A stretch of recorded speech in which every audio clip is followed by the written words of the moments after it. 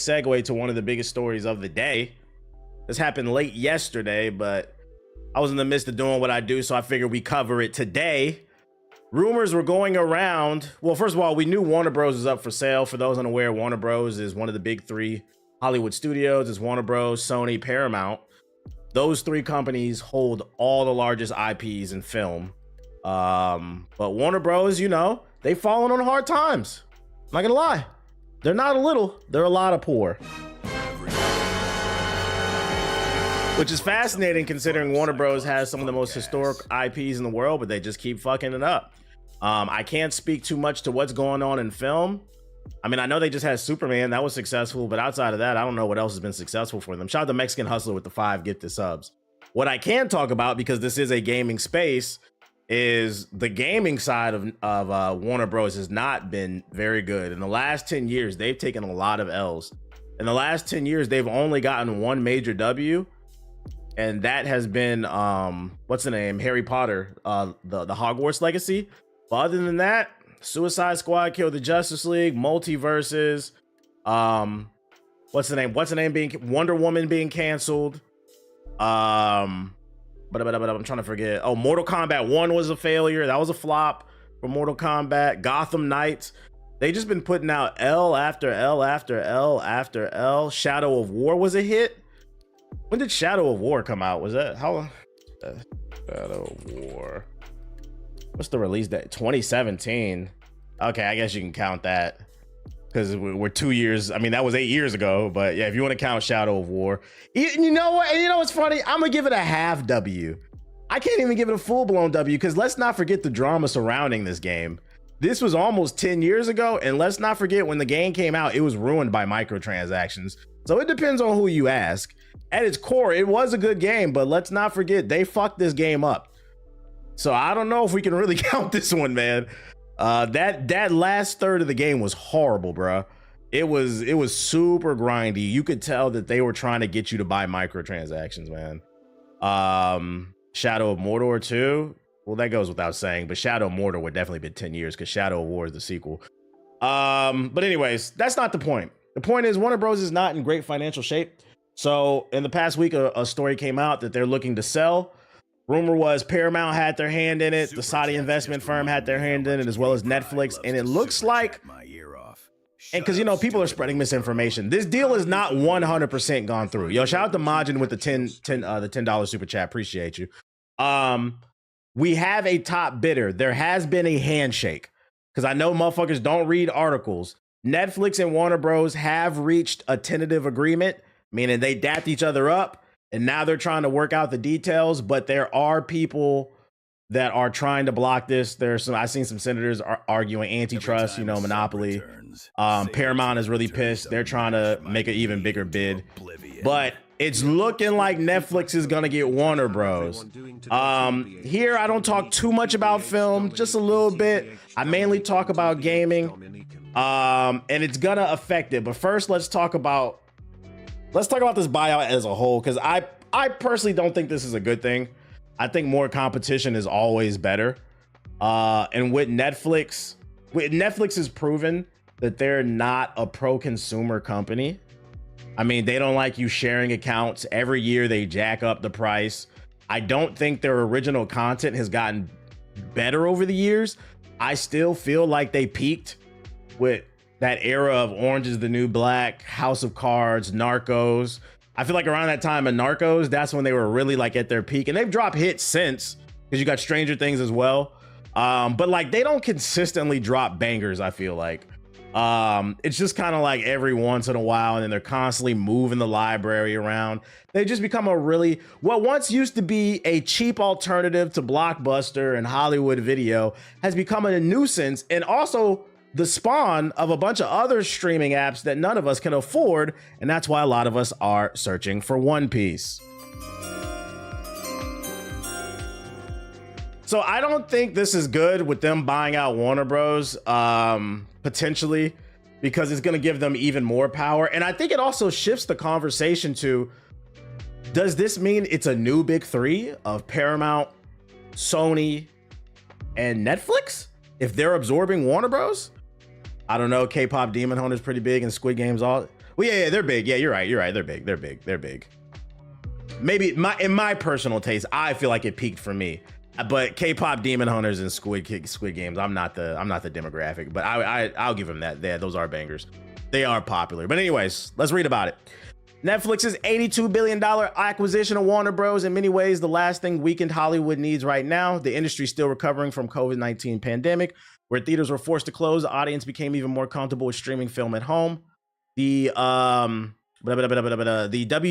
and the SGA strikes in 2023, which were driven by legitimate concerns around studio interest in generative AI, delayed production and promotion of many films and TV projects. And the rise of streaming content pushed many media companies towards taking depth and unwise mergers. That's why we've had all these goddamn apps right there that they're mentioning.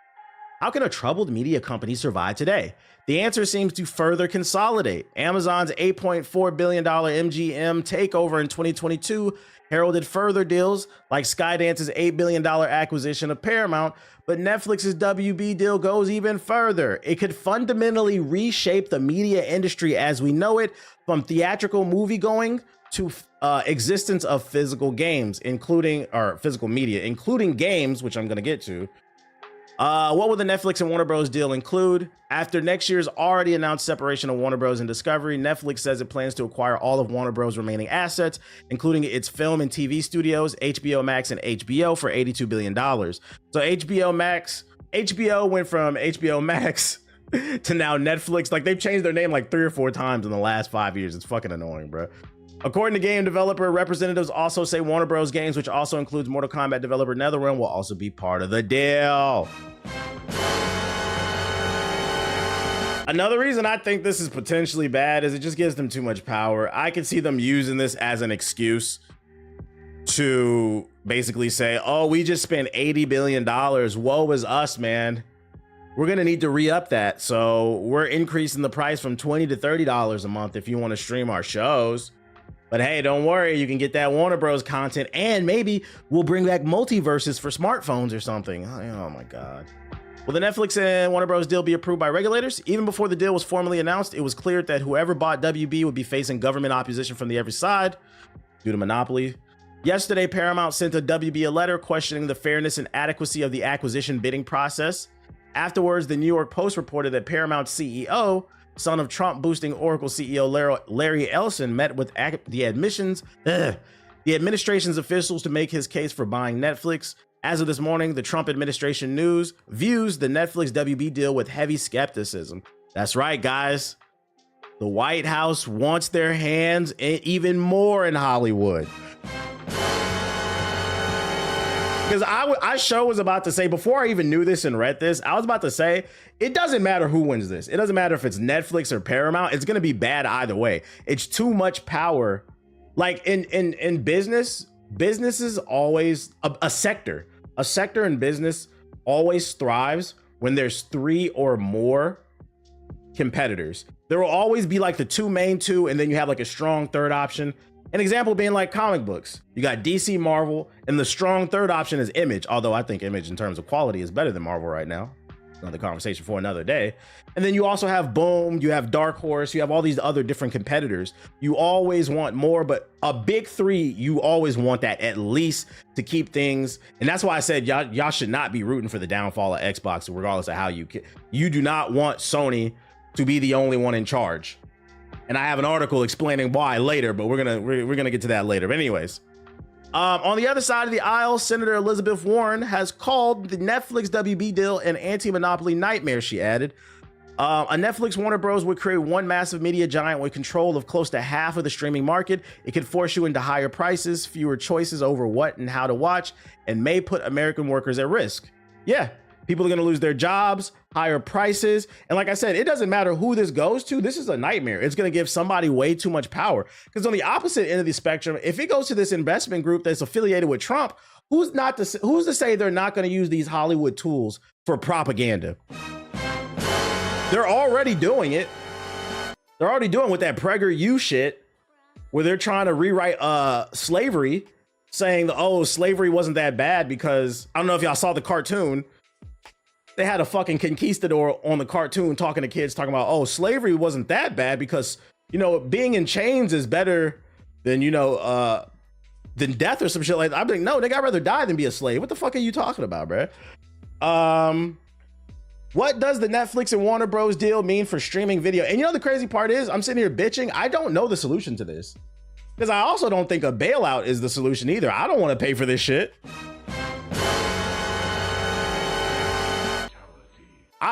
Maybe they should have did like a fire sale. Like sell off each individual IP or something like that instead of the entire fucking catalog. But anyways, according to the data from Just Watch, a combined Netflix and HBO would account for 33% of US streaming's video market, putting it ahead of Prime Video's 21% share.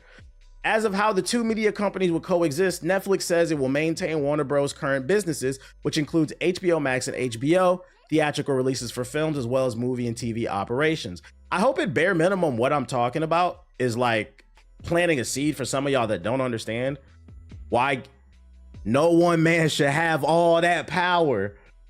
Because once a little bit of that power dissolves, it becomes a power vacuum and we all get fucking fucked. What about DC Comics?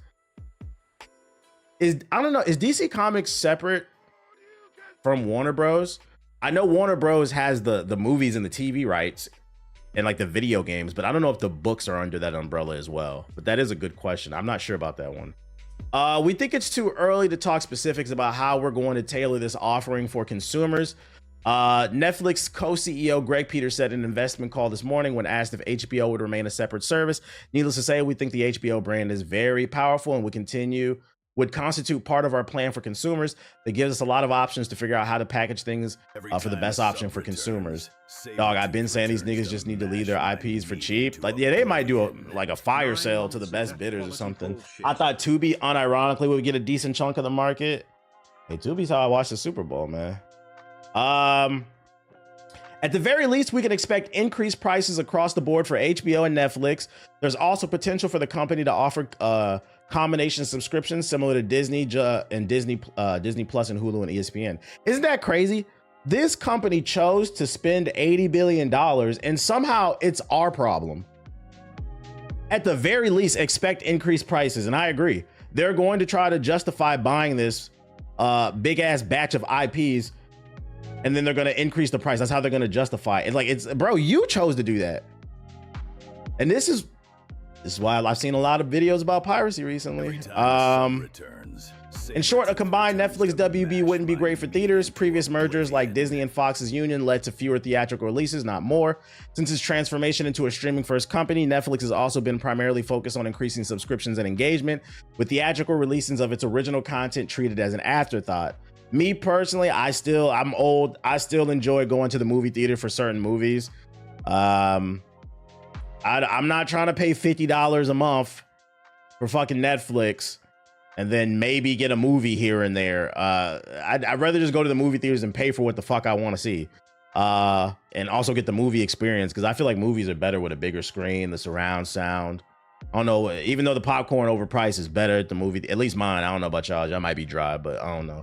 Shout out to Teddy with the sub. Shout out to RGZ with the sub. Appreciate it. The new American way is privatize the profits and socialize the experience. Terrible. It's terrible.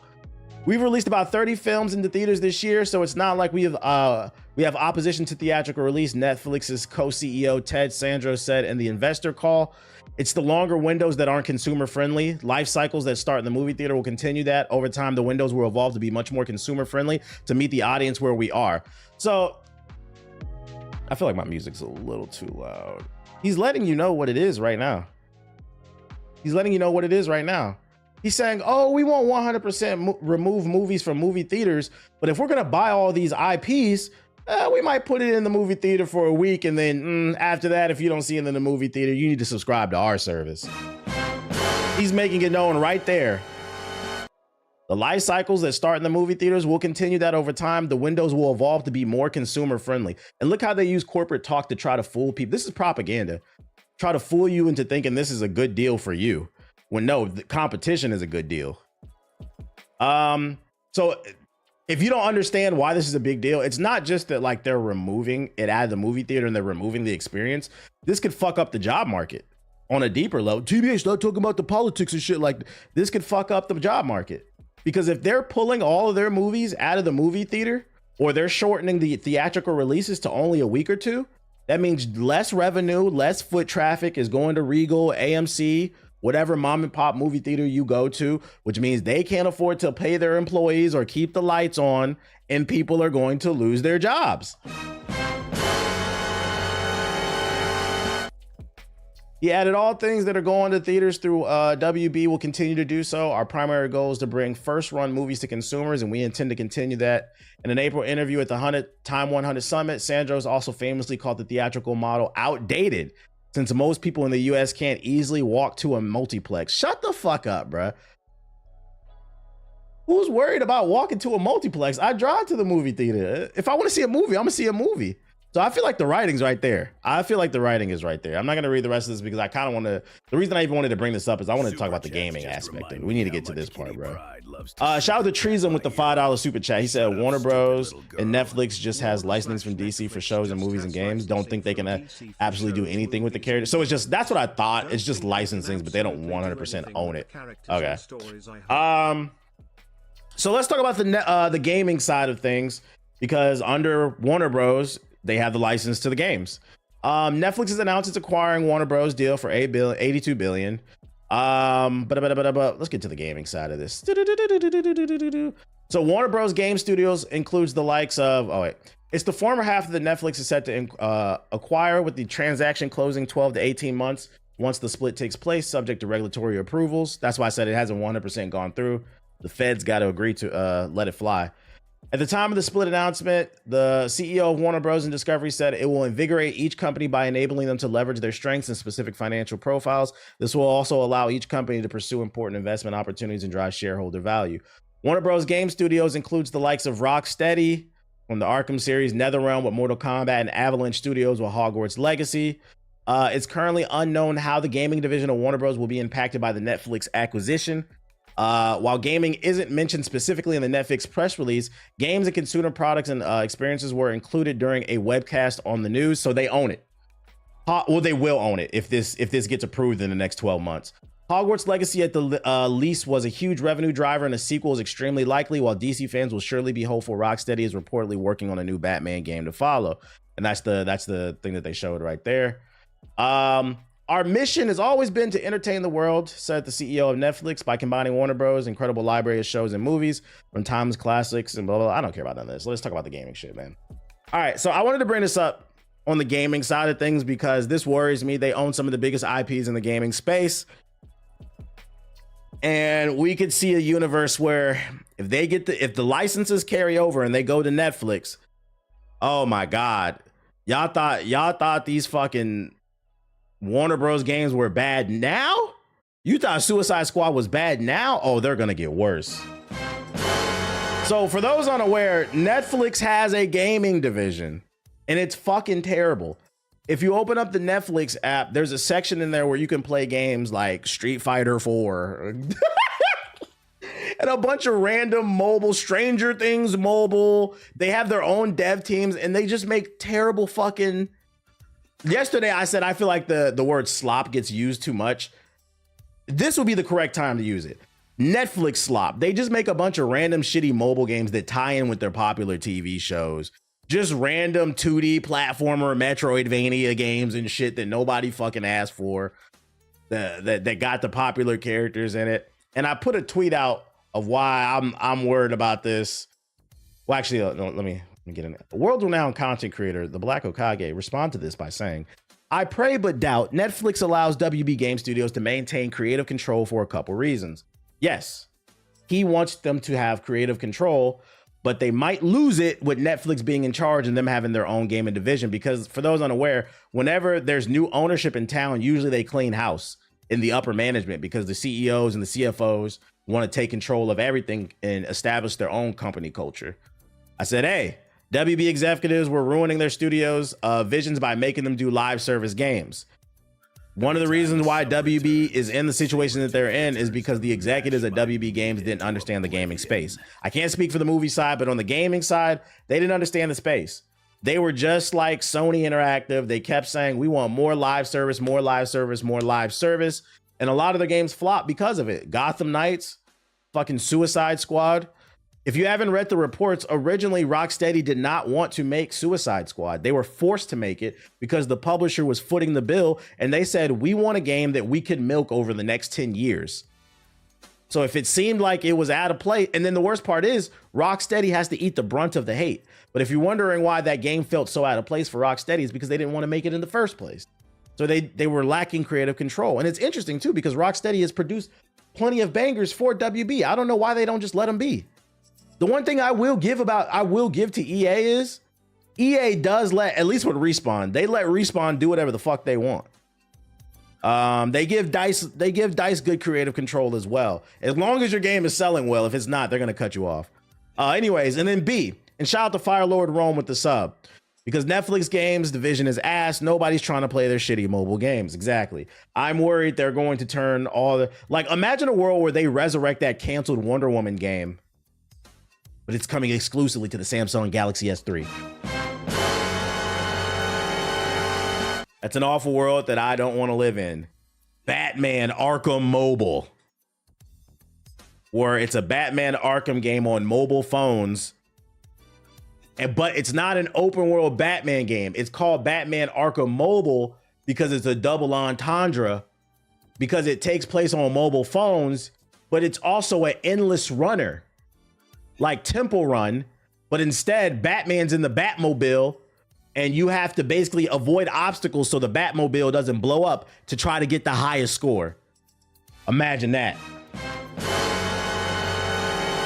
Netflix is just not proven they know what they're doing. So I don't want them touching any of these games. Mortal Kombat is already in a bad place. NetherRealm is not. We need Injustice 3 and we need them to be on their P's and Q's. We don't need them coming in. You said stop giving them ideas. I'm just talking. We don't need them to come in and fuck up Injustice 3 if it ever happens. And this is why it's worrisome from a gaming standpoint, but also, like I said, overall from a business standpoint. It's bad for the consumers because it's going to jack up the price of everything.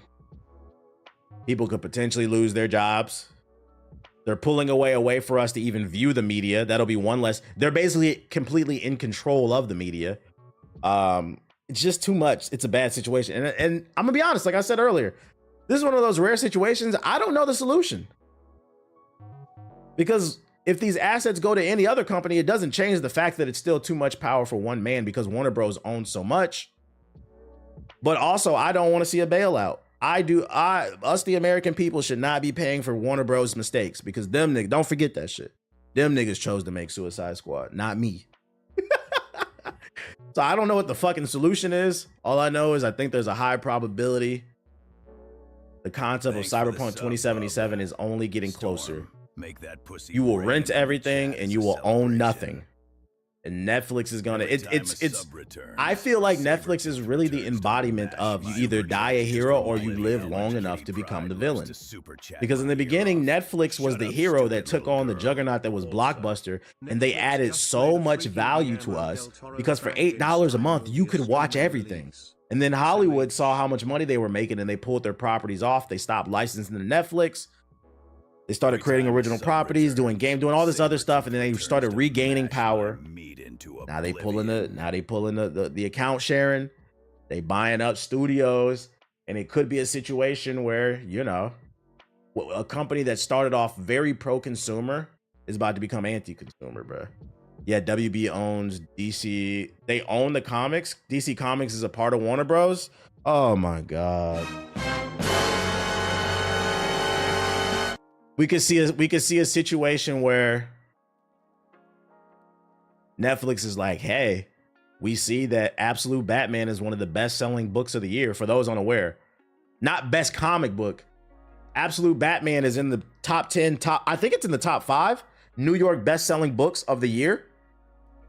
I can see a universe where Netflix is like, hey, we know there's only one story arc done in Absolute Batman with the Bane stuff. We haven't even fully, at this point of this stream, we haven't even fully introduced Absolute Joker, but let's go ahead and make a video game about it. Nah. As much as I like that shit, I like the story. No, we need more story arcs. Let's not, I can see them trying to milk it. And then they'll be like, they could ruin the writing because they'll be like, all right, so I got a concept. We know Absolute Batman's not done, but let's make an Absolute Arkham. and we need to intertwine it with the comic books. So like the story needs to coincide with one another where they're influencing each other. And now the book is getting fucked up. And it's a mobile game. And it's a mobile game on top of that. Yeah, they're going to pull a Crunchyroll. Yeah, Crunchyroll doing that goofy shit too, man. They also can foot the bill for a well-animated Absolute Batman show. Best case scenario. To be fair, yeah. And you know what? To be fair, maybe Netflix has our best interest at heart. Maybe this is a situation where Netflix is the Costco of media, where they're gonna buy up WB, they're gonna save the IPs, and they're just gonna do everything great by the book. They're not gonna increase the price. Matter of fact, they're gonna drop the price. They're gonna take their time and create original shows and movies based off Warner Bros. Comics. Maybe in games, maybe that could happen. But I'm not gonna lie, I give that a 10% chance, man. I give that a 10% chance. Yeah, that's gonna be wishful thinking. The good news is it's gonna take, like they said, 12 to 18 months to see how this fully plays out. Because this has to pass through and get approved, because this is such a big merger. The government has to approve this shit. So it could get denied. But even still, like if it gets denied, it could go to Paramount, and that could be worse. It could become a propaganda machine. Because a lot of people who are affiliated with Paramount are affiliated with the White House. We could have a situation where, remember Absolute Batman from last month, annual #1? What up, Dooms? Where he's fighting and beating up the Klans members. They could be like, yo, burn all those books. We're going to rewrite that one. And instead, we're going to make Absolute Batman a Klan member. And we're going to animate it. We're going to have him deporting people. Oh, my Lord, man. Oh, my God, man. I hope people understand this is why, at bare minimum, to bring it back to the consumer side of things, what I will say is this is why it's important to support the things that you like. Obviously, everybody's on a budget. You can't buy everything. But if there's something if there's art that you genuinely like, support it so that these companies don't go out of business and they need a fucking Obama bailout. Yeah, Paramount is MAGA'd out. Yeah, we would get MAGA Batman, bruh. They changed his suit from black to red, white, and blue. His axe would be red, white, and blue. For those who haven't read Absolute Batman, the bat symbol on his chest, it transforms into an axe that he pulls out. They'd make it red, white, and blue, and when he pulls it out, an eagle will fly by and screech and shit. Like, oh my Lord, bro, get this corny shit out of my fucking face, man. Gonna have Batman takes Hogwarts. Why is this shit like in fucking England and shit? Why can't Hogwarts be in Ohio? Like, oh my Lord. Instead, and like, let's change it to where they're not riding brooms. Like, let's do Quidditch in the Ford F-150, because like fossil fuels, clean oil, right? MAGA man, he'll be Owlman type shit. So yeah, that's what's going on. We will be keeping an eye. We will be keeping an eye on this story, how it's going to be turning out, because like I said, it's going to take another 12 to 18 months for this deal to go through. But right now, at this point in time, December 15th, 2025, there is a handshake. It is a halfway done deal. This will be interesting. You said, what was I thinking about in this profile picture? Eating pussy. No, I'm playing. No sex before marriage. I made that up. I would never do that. Console has been announced for 2XKO. Console update. Let's see. Is Black Hokage clips page ran by you? Yeah, that's me. I made that one. That one is me. Let me turn this. I have no presence. I have no presence on Twitter, so I made a clip page and I have an automation system posting there, because like Twitter's a good place to go viral, but the problem is I don't want clips all over my main Twitter page, so I made a separate one, and then, you know, every once in a while I'll retweet it or whatever. So if you want to follow it and support it, cool, but it's really just to try to garner a new audience. I just didn't want that shit all over my main feed. If I have something to say, I don't want to get lost with a bunch of clips. Let's get it. That I don't know, Ab.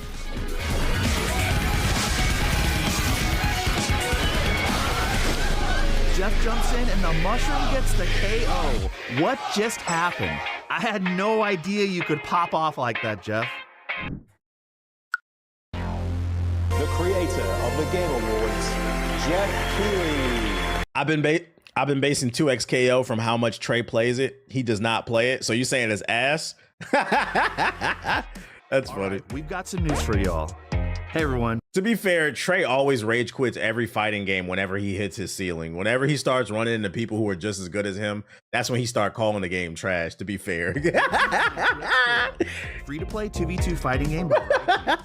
We're honored to be nominated for Best Fighting Game at the Game Awards, and we're ready to announce a big update for console players. 2XKO is coming to Xbox Series X and S and PlayStation 5 in January 2026. There you go. So literally next month, if you've been looking forward to this game, it's been exclusive to PC. It's coming to console, baby. To everybody who's been waiting for this, we are so excited to finally make it happen. And we've got one more thing to share. Tune in to the Game Awards on December 11th to get a first One Punch look at Man. the next 2XKO champion. Thanks again and see you at the It's funny because somebody in the chat literally just said that there's a lack of characters. They're announcing 2 more characters at the Game Awards. show.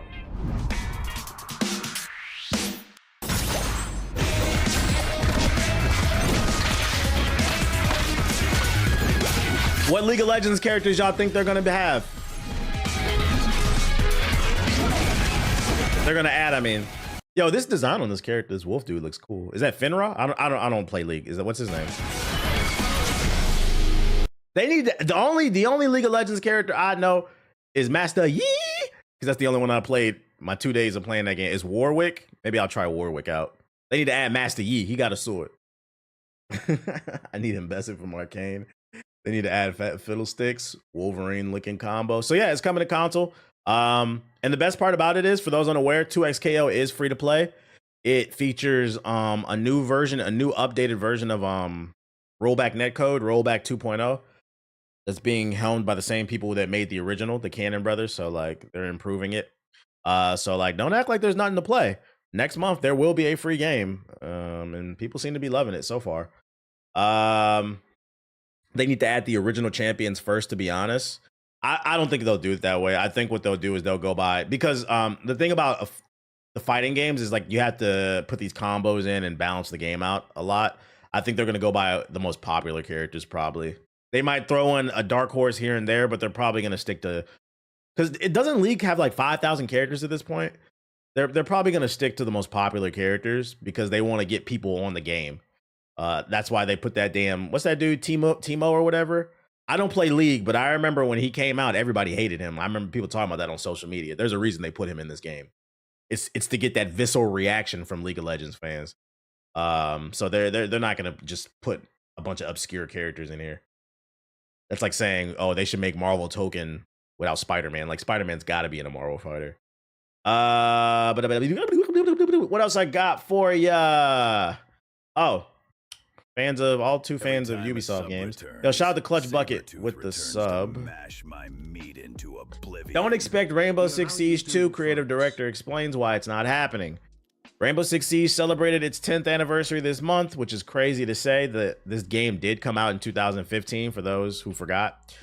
A milestone that many live service games haven't come close to matching. The tactical shooter launched in 2015 and it has evolved into a major attraction at esports tournaments across the globe, reaching 85 million players to date. To keep things fresh, Rainbow Six Siege's most transformative update yet went live earlier this year, prompting a surge of new and veteran players to hop into the game. But will we ever see Rainbow Six Siege 2? Speaking to GameSpot, creative director Alexander doesn't expect a sequel anytime soon, as Ubisoft aims to respect players' investment and keep the current game going for the foreseeable future. And this is the problem with live service games. Even the devs recognize that the players who are involved in these games are involved in sunken cost fallacy. You have accounts that are worth thousands of dollars because they bought all these skins. So if you put out another game, people are gonna get upset that you made another. Wait, I bought all these fucking skins, bro. This is why I fucking hate live service. Live service is corporate greed and it stifles innovation. We should have been had Rainbow Six Siege 2. Should have been had it 5 years ago. But he just admitted we ain't gonna get it anytime soon. All you gonna get is that little goofy ass update with some slightly better lighting. because you guys got all these fucking goofy ass skins, man. Just fucking let them import them skins over or something, dude. Make a new game, Ubisoft. Y'all are poor. They said, honestly, I think there are tons of reasons against it, just like there are reasons for it. Yeah, one of them is they had to put effort forward. That's the quiet part. I'll say it out loud that they won't say it. Another reason these companies like live service games is because why put any effort and brain power and creativity into a new game when we can just keep milking the old one?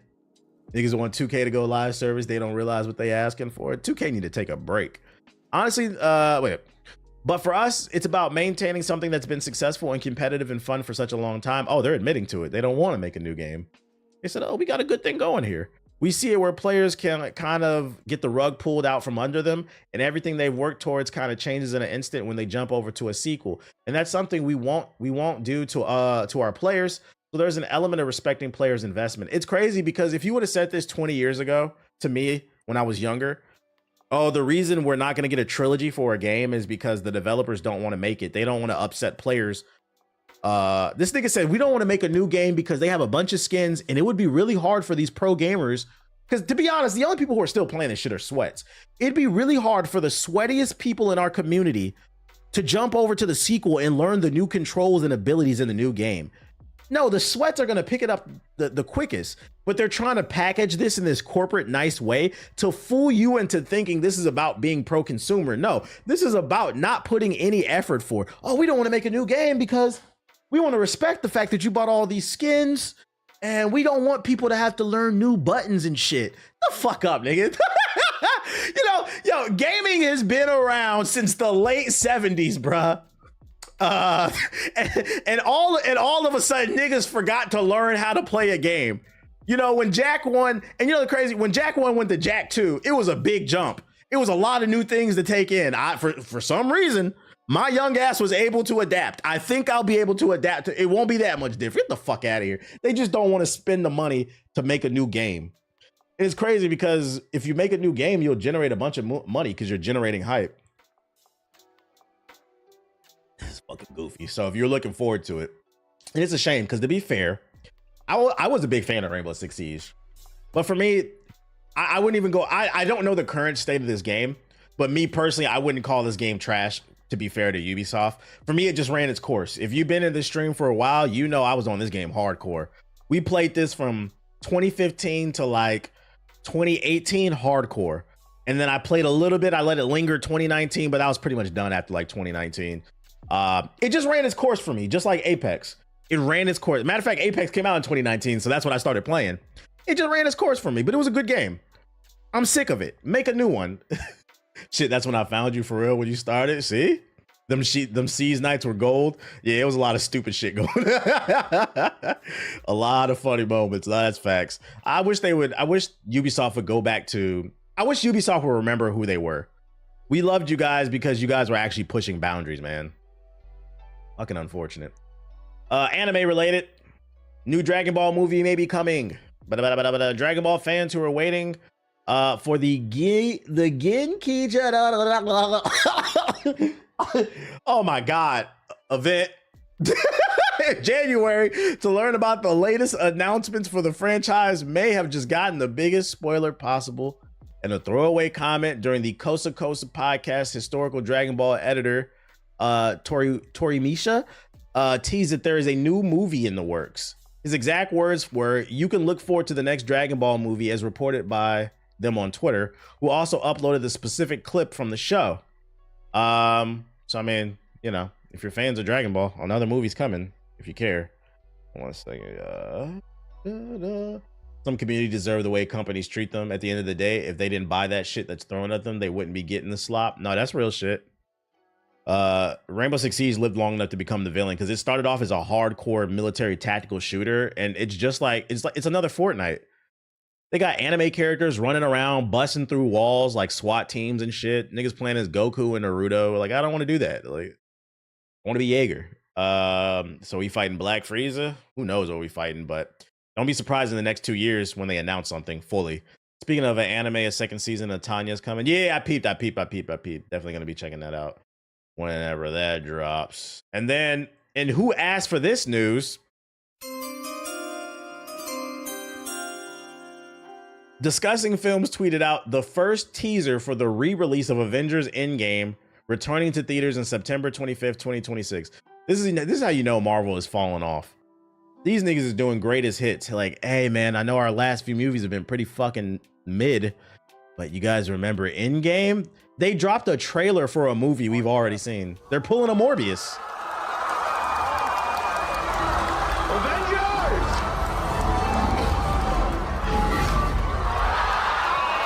September is back in theaters. Yeah, they're cooked. Fantastic Four was ass. I haven't seen it. It depends on who you ask. I feel like with the Fantastic Four, there was no in between. People really either loved it or they didn't like it. I didn't personally like it. I'm already not a big Fantastic Four fan, but I felt like that movie was lackluster. It wasn't what it needed to be for me. All forms of media need to learn this lesson: when to let it die. It's better to go out on top. It's better to go out on top. The Last of Us arc. That's right, ladies and gentlemen. We're getting remasters of movies.